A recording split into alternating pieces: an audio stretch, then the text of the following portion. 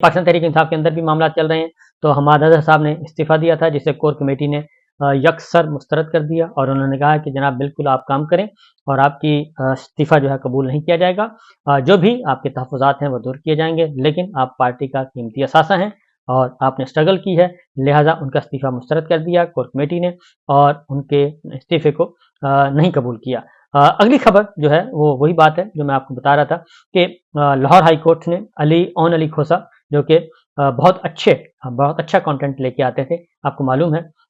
Digital media پہ متحرک تھے، سوشل میڈیا پہ متحرک تھے، ان کو اٹھا لیا گیا ہے اور ان کے گھر کے دروازے توڑ کر اٹھایا گیا اور ان کو غائب کر دیا گیا، اور نہ ہی ان کو کسی عدالت میں پیش کیا گیا، نہ ہی کسی اور جگہ پہ، نہ ہی ان کے خلاف کوئی مقدمہ سامنے آیا۔ تو لاہور ہائی کورٹ میں پھر رجوع کیا ہے، اور لاہور ہائی کورٹ نے کیپٹل سٹی پولیس افسر CCPO لاہور کو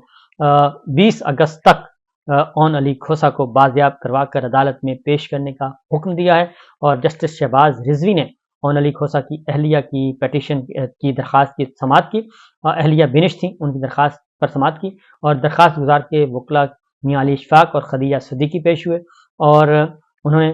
اپنا سارا موقف بیان کر دیا، اور ڈیجیٹل کنٹینٹ کریٹر ہیں، ان کو نامعلوم افراد نے گھر سے اغوا کیا ہے۔ تو یہ ہے صورتحال۔ اگر آپ طنز و مزاح پہ بھی پابندی لگا دیں تو پھر اس سوسائٹی کا، اس معاشرے کا کیا ہونا ہے، اور وہاں پہ کون جیے گا اور کیسے جیے گا۔ اب آگے جو اگلی خبر ہے جناب، وہ ہے انٹرنیٹ بندش کے خلاف درخواستیں، وہ مختلف عدالتوں میں، لاہور ہائی کورٹ میں بھی زیر سماعت ہیں، اسلام آباد ہائی کورٹ میں بھی آ گیا ہے نمبر، اسلام آباد ہائی کورٹ میں منڈے کو سماعت ہوگی، اور انٹرنیٹ کی بندش سے سوشل میڈیا، ڈیجیٹل میڈیا اور الیکٹرانک میڈیا سارے متاثر ہو رہے ہیں۔ پھر آن لائن بزنس جو ہے وہ بہت زیادہ متاثر ہو رہا ہے، اور 2 4 6 نہیں کروڑوں ڈالر کا، اور اگر مجموعی طور پر سالانہ دیکھا جائے تو اربوں ڈالر کا نقصان ہو رہا ہے، اور یہ نقصان انڈیویجول کا نہیں، پاکستان کا ہے۔ زر مبادلہ اور IT انڈسٹری جو ہے وہ تباہ ہو رہی ہے، چند پولیٹیکل نیریٹو سے خوف زدہ ہو کر یہ سارے اقدامات اٹھائے جا رہے ہیں۔ اب ایک اور خبر میں آپ کے سامنے رکھتا ہوں، جس کے بعد آپ کو اندازہ ہو سکے گا کہ اس وقت ہم کہاں کھڑے ہیں اور پاکستان کو کس طرف لے کر جا رہے ہیں۔ خوف ہی خوف ہے، اس کے علاوہ اور کچھ نہیں ہے۔ یہ ایک ہولناک رپورٹ ہے کہ پاکستان بزنس کونسل نے خبردار کیا ہے کہ متعدد ملٹی نیشنل کمپنیاں پاکستان سے اپنے دفاتر دوسرے ملک منتقل کرنے کا منصوبہ بنا رہی ہیں، جبکہ اکثر پہلے ہی ایسا کر چکی ہیں۔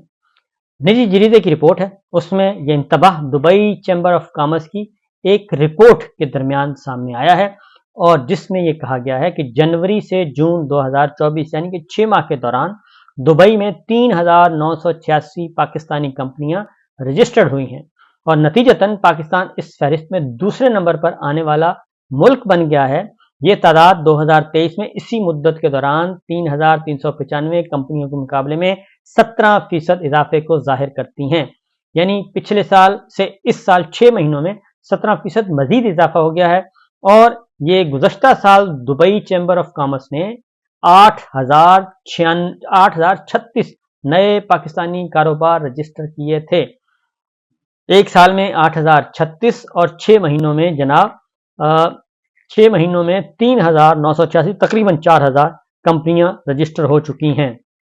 تو یہ صورتحال اس وقت ہے، اور آپ کہتے ہیں کہ پاکستان میں سرمایہ کاری لے کے آئیں، یہاں سے ساری سرمایہ کاری دبئی منتقل ہو رہی ہے، اور یہ ایک رپورٹ ہے، میری اور آپ کی یا کسی اپوزیشن کی رپورٹ نہیں ہے، بلکہ یہ پاکستان بزنس کونسل کی رپورٹ ہے، اور اس کا آگے سورس ہے Dubai chamber of commerce. Dubai chamber of commerce کی ایک رپورٹ پہ کہ کتنے پاکستانی دبئی منتقل ہو رہے ہیں۔ پاکستان بزنس کونسل نے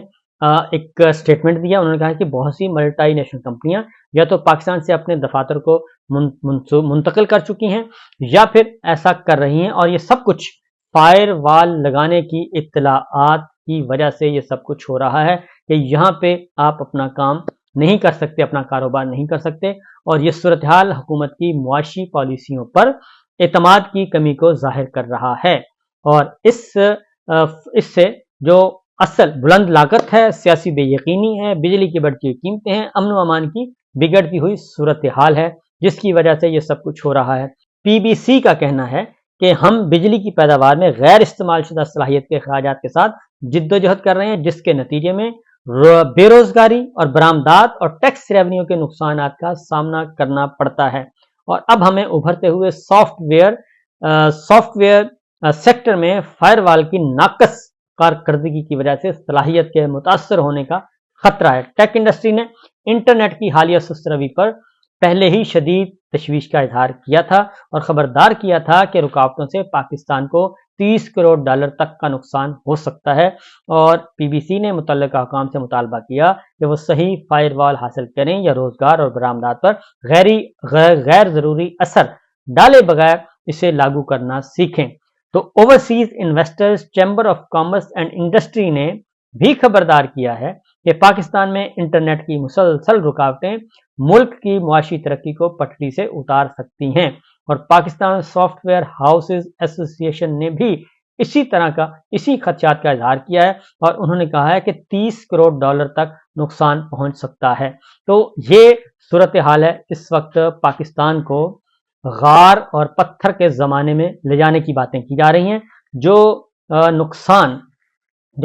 हमें दुश्मन नहीं पहुंचा सका, बड़े बड़े दुश्मन ममालिक नहीं पहुंचा सके, वो नुकसान हमने अपने आप को खुद ही पहुंचा दिया। और सिर्फ इसलिए कि एक सियासी जमात को हमने क्रश करना है और डिमोलिश करना है और एक सियासी रहनुमा जिसका नाम इमरान खान है उसकी दुश्मनी में, उससे इंतकाम और बुग़्ज़ के चक्कर में ये सब कुछ कर दिया। वो तो वही हैं, पाकिस्तान के अवाम भी वही हैं और ये इतनी जल्दी ये रिश्ता जो है ये ख़त्म हो नहीं सकता। ये सियासी तासुब जो है, सियासी असबियत, ये इतनी जल्दी ख़त्म नहीं हो सकती। अब हम एक और ख़बर की तरफ चलते हैं जी, और वो ख़बर है कि सुप्रीम कोर्ट के रजिस्ट्रार ऑफिस ने चीफ जस्टिस काजी फायद ईसा पर जो एतराज़ात पर मबनी दरख्वास्त थी पाकिस्तान तहरीक इंसाफ की और अलीमा खान साहिबा की और इमरान खान साहब की, ये दरख्वास्तें हैं और वो दरख्वास्तें वसूल ही नहीं कर रहे। और जब कल मीडिया में बहुत ज़्यादा शोर मचा कि ये कैसे मुमकिन है कि सुप्रीम कोर्ट किसी के लिए अपने दरवाजे बंद कर दे और रजिस्ट्रार ऑफिस भी बंद हो